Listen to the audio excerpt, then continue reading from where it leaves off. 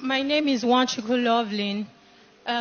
Before the testimony, it took a lot of boldness to be here staring at Mrs. Debbie because she's the whole inspiration to all this. I am actually someone who lives a very bad lifestyle. Like anything bad you can think of, I've actually done it. I don't do normal work. The kind of work I like doing is PRO work in clubs. I used to have a lot of piercing on my face and all that. When I talk about short clothes, it's directly under my butt. But I started following Debbie. I started watching a lot of her videos. I sing. I like the way she sings and all that. So I said to myself that so one can actually be well covered and still be fashioned, because I like to be fashioned very well. So after all this, I started following her. I tried to pray. And before this, I'm someone who I actually hated church because my dad is a pastor.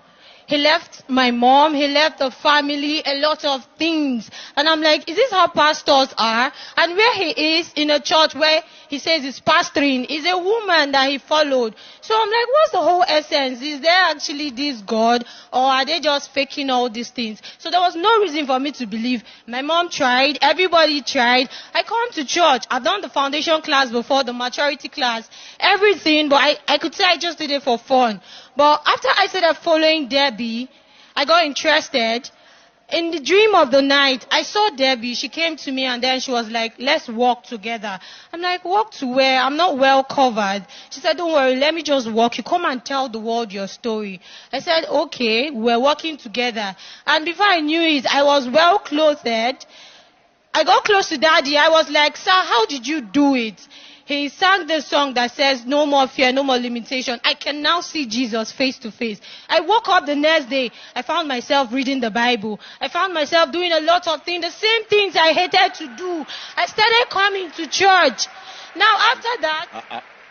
some details you left so that people may understand the real import of the situation. She was not just a club girl. She was a hero of clubs, nightclubs. She did all kinds of drugs. She was naming the drugs there, behind there. She said she's the type that can cut somebody with a knife. And whatever vice you could ever imagine, she did all. And it was just looking at our sister, Mrs. Deborah. Now you can continue. Yes, so bad that I could actually travel from state to state because of drugs. I mean, I call it so much money. I'm living life to me. So as I woke up the next day, I started to do all these things, reading, praying. I still didn't have the push to come to church though. But with time, I started coming, and I didn't have decent clothes to go to church, of course. I came to church the first day on trousers. They took me to someone that gave me clothes.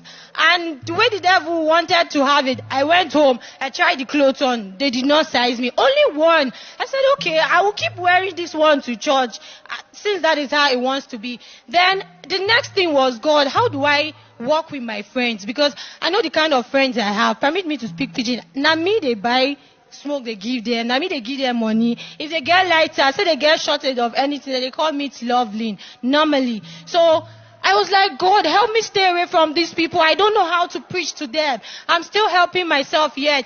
And Daddy mentioned something in that dream. He said, don't look for a perfect church. Look for a perfect God in your church. So I started following all these things. And then I was like, after I said, God, how do I stay away from these people?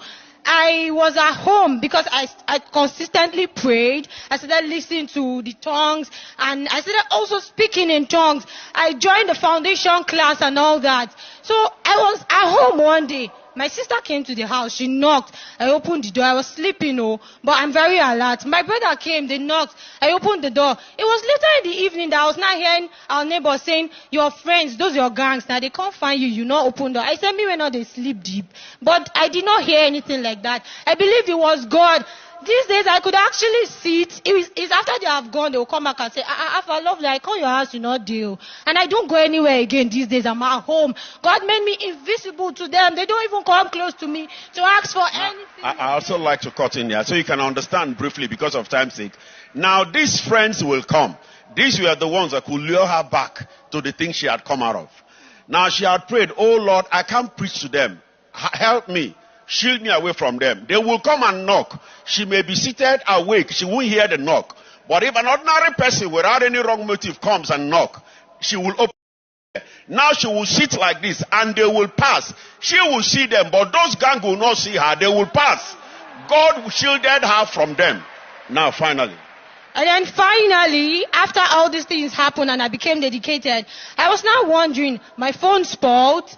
My baby, because she's in school, there was no means for her to go to school again. Everything became terrible. But I'm this kind of person that I'm an extremist. When I put my mind to a thing, that's what I actually do, no matter what. So I have now put my mind to God, and it's like this. I say, oh God, you will make me get this mind to do this thing. So I sure say, now like this, I go. They go. If they look me, make me and my baby, they suffer. No wahala. So I had a dream in the night, just day before yesterday. Daddy came to the house, and I was wondering, sir, what are you doing in this house? I was asking my brothers, when did he come? We don't have anything to serve them. What can I offer? I was going outside to see if I could get something. And when I came into the house, the whole place changed. There was food, there was excess of everything. And when I went for the home cell service yesterday, God, I got a lot of things. God favored me with a lot. I am so grateful. And I've been shying away from this testimony. There was a day Daddy mentioned a hernia case. I was in church.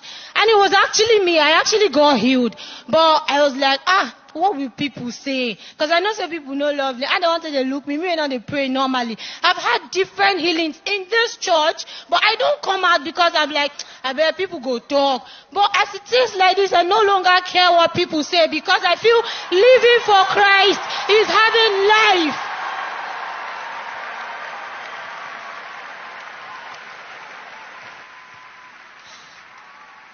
Please stand 1 minute. This testimony, we might as well share the grace and go. This is what church is all about.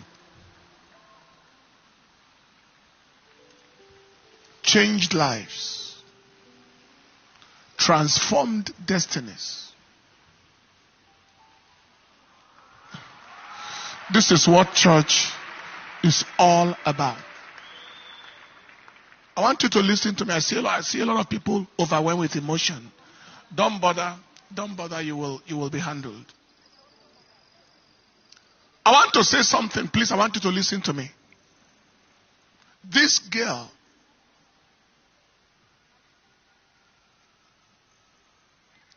got lost in a pastor's house.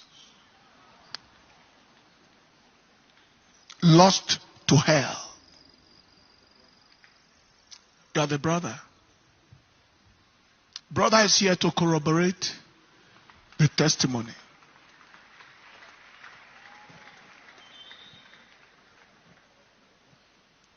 Father abandoned wife and children. That's true. So many years ago. Firstborn. You are the firstborn. Yes, sir. I've been carrying all of them. And you are carrying all of them. Yes, sir. And took off in the name of another church with another woman. Till the girl said, if this is what it is to go to church, I won't go to church. Please, parents, I want you to know that your action is doing something to your children. Children are the heritage of the Lord. We don't own children. God owns the children. We are caretakers. And one day, all of us will stand before God to give account of the precious children He gave to us. What was your influence on their lives? And that influence, how did it lead them? I talked to a young girl yesterday. She said, if the way I grew up, if that is what marriage is, I don't want to be married. And I said to her, if your physical marriage was not working in the physical setting, what about the marriage of your pastor? Can't you look at your senior pastor and his family and his wife and himself? Does that not give you an inspiration? She said it does. I said, that is where to look. I said, when I grew up, we didn't have anything that you would call a home, a family. It wasn't a family. It was a polygamous, the situation wasn't what you would call a home. But I grew up to determine that I'm going to have something that is worth it. That if I grew and I didn't see an example of what to call a home, I will offer an example. Leave him. Oh, I think I know your mother then. I've prayed for him before in Area 1 church. This young man is about, are you 23 years old now? I prayed for him before. The heart condition. He's an artist. He's an artist. He's an artist of Nollywood movie as well. His mother brought him to me in Area 1, and I prayed for him for a heart condition then. Your mother is meant to be around too. She's working in Warri now. All right. You know, how you are conducting your life, the things you are doing before your children is determining their destiny. I told that young girl, I said, draw inspiration. Make up your mind that what you saw as a child, your children will not see.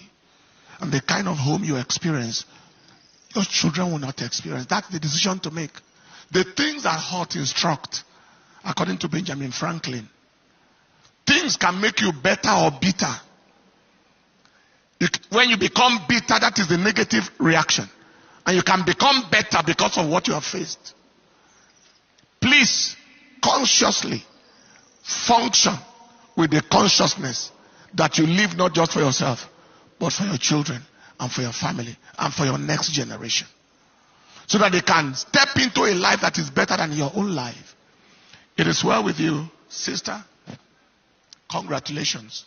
I'm happy for you. My wife will work with you and ensure that both you and your baby are in shape. And I would like to see all of you again.